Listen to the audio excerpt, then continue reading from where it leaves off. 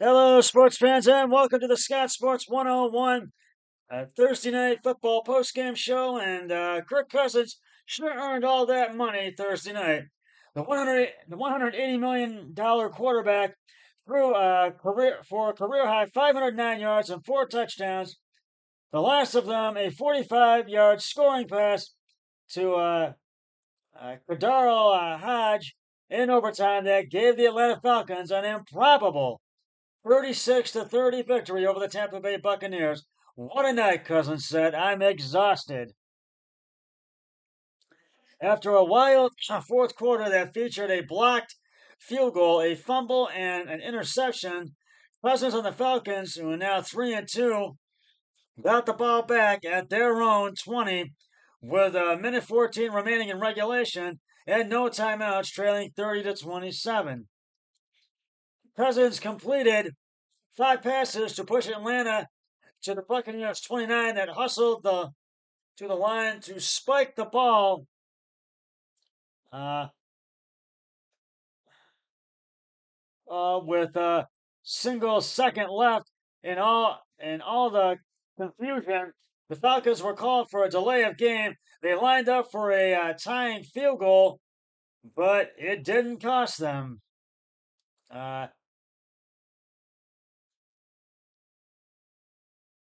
Even with the 5-yard penalty, Young Ho Koo uh, uh, Young Ho Koo, knocked it through from 52 yards to force overtime 1 week after he made a 58-yarder with 2 seconds left to beat the New Orleans Saints. I am proud of the grit, Cousins said, in this league. That's what it takes. We're gritty tonight. We were gritty tonight, excuse me. The Falcons won the coin toss in overtime, made sure Baker Mayfield and the Buccaneers, who fell to 3-2, didn't get their hands on the ball again. Cousins connected with Drake London on a couple of passes before throwing a short one through a gap in the secondary and raced the untouched to the end zone to end the game. The 4 TD passes tied Cousins' career best, while his yardage through the air easily uh, eclipsed his previous high of 460 with the Minnesota Vikings in 2022. The guys played hard, Coach Raheem Morris said. They played to the end. After signing his big free agent deal with the Falcons, which included a $100 million in guaranteed money, Cousins got off to a sluggish start in Atlanta, but we heard nothing but cheers on a night when the Falcons inducted longtime starting quarterback Matt Ryan into their Ring of Honor. The 36-year-old Cousins even swayed to the rap hit Sway Surfing during the postgame celebration, firmly establishing his chops in the ATL. With Matty Ice cheering him on, Cousins broke Ryan's team record for passing yards in a game 503, which one of the most prolific performances in NFL history. Only 14 quarterbacks have thrown for more yards in a game led by Norm Van Brocklin's mark of 554 yards that has stood since 1951. Outstanding, Morris said in a su- in a succinct, but fitting assessment of Cousins' performance. Mayfield, Mayfield threw 3 touchdown passes, including a pair to Mike Evans and Chase McLaughlin. Booted 3 field goals. The last of them was a 53-yarder that put the Buccaneers ahead 30-27 with 10:23 remaining. Mayfield felt like he let this one slip away. All I care about is wins, he said. I've got to find a way to finish that game uh, out on offense. Uh, The Falcons tied it with a gutty fourth down call by Morris early in the fourth quarter after Tyler uh, Allgeier was thrown for a 2-yard loss on a 3rd and 2. The Falcons didn't even consider a field goal from the Bucks 12. Atlanta lined right back up, and Cousins threw a pass to Darnell Mooney, who made the grab at the marker, but wasn't content just a with just a first down. He shook off a tackler and scooted to the end zone. Mooney also had a 24-yard touchdown catch during a back and forth first half that ended with the Buccaneers up 24-17.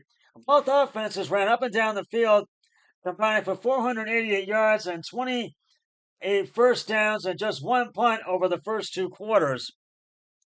And Cousins had an 18-yard touchdown pass to London, who finished with 12 catches for 154 yards. Mooney had 9 receptions for 105 yards. I spread it around, and the players made plays, Cousins said. I'm grateful for the progress we've made, and we're getting better each week. Who missed his first field goal of the year from 41 yards and had another attempt blocked, but he also connected from 54 and 48 yards before splitting the uprights with the tying kick. Buccaneers safety Tyler Smith returned to the game after being evaluated for a possible head injury. Linebacker Levante David hobbled to the sideline after taking a cut block from Falcons guard Chris Lindstrom, but only missed a couple of plays. Safety Jordan Whitehead walked off slowly early in the fourth with a groin injury. Falcons, those are the Buccaneers injuries. Falcons injuries. Quarterback D. Alford left the game in the first half with a concussion. London also took a blow to the head, but he was cleared to return before halftime. Linebacker Troy Anderson, the NFC Defensive Player of the Week, did not suit up because of a knee injury. So,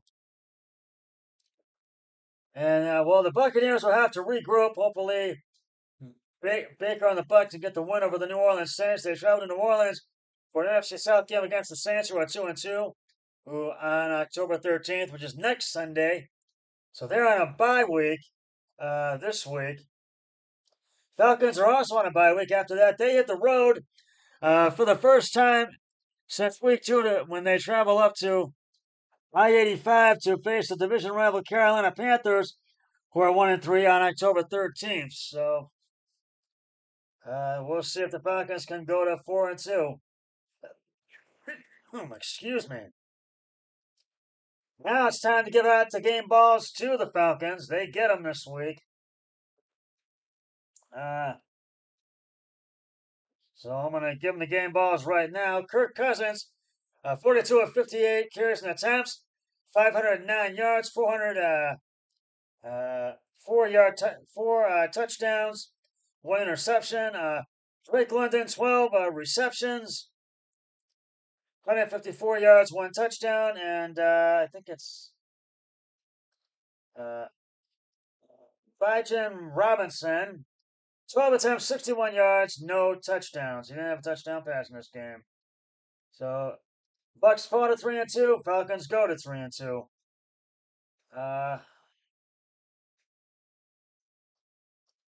Well, we do have a lot of football, a full day of it tomorrow, and Monday Night Football.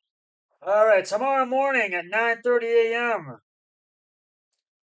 The New York Jets are in Minnesota, and Minnesota Vikings are in London, England. At Tottenham Hotspur Stadium in London, and they will score out there the New York Jets and the Minnesota Vikings. Jets will look to go to 3-2. Minnesota looks to remain undefeated and go to 5-0. The Carolina Panthers are in Chicago to take on the Bears. They will look to go to 2-3. Bears will look to go to 3-2. The Baltimore Ravens are in Cincinnati at Paycor Stadium to take on the Bengals. The Buffalo Bills are in NRG Stadium in Houston to take on the Houston Texans. These are the early games, and the Indianapolis Colts are at Everbank Stadium in Jacksonville to take on the Jaguars. The Miami Dolphins are in Foxborough at Gillette Stadium to take on the Patriots. The Cleveland Browns are at FedEx Field in Washington to take on the Washington Commanders. The Las Vegas Raiders are at Empire Field in Mile High to take on the Denver Broncos. I just started the late games. I've done all the early games. These are the late afternoon games. I just announced Denver, Las Vegas, and Denver. That's a late game.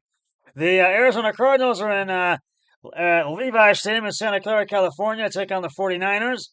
The Green Bay Packers are at SoFi Stadium in Inglewood, California, to take on the Los Angeles Rams. And wrapping up the late afternoon games, the New York Giants are at Lumen Field in Seattle, Washington, to take on the Seattle Seahawks. Sunday Night Football, the Dak Prescott and the Dallas Cowboys are at Azteca Stadium in Pittsburgh to take on the Pittsburgh Steelers. And Monday Night Football, the New Orleans Saints are at Arrowhead Stadium to take on the Patrick Mahomes and the Kansas City Chiefs. But I felt this was one epic match between the Tampa Bay Buccaneers and the Atlanta Falcons. And in case you missed it, the Cleveland Guardians took Game 1 of the ALDS this afternoon, 7-0 at Progressive Field. And the Guardians jumped out to the early 5-0 lead in the first quarter at a 5-run first inning. Were scoreless through 6 innings, and then in the 7th, they scored 2 more, and they went up 7-0, which was in the 6th inning. The third scores to 5, scored 2 more in the 6th, went up 7-0. Clase came in the 9th and got the save, and he won the save situation. And Detroit just could not get on the board. They held Detroit to just 4 hits. Off tomorrow, but they will be back to do Game 2 on Monday. And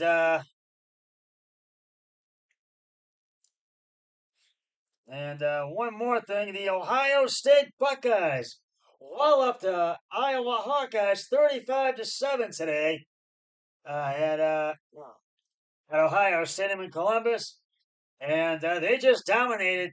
Had the early 7-0 lead and 7-0 halftime, and then scored 21 points in the third quarter. Added with one more touchdown to just seal the victory. And Iowa just couldn't do anything right. So that's just thought you might want to know that. So give you a little college football update. And Ohio State ranks number 3 in the Big Ten standings.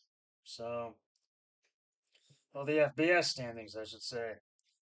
Well, that's just about going to wrap it up for the Scott Sports 101 Thursday Night Football postgame show. I'll be back with the Scott Sports 101 Browns early games pregame show and all the others tomorrow.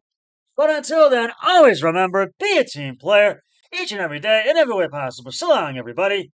3, 2, 1, I'm done.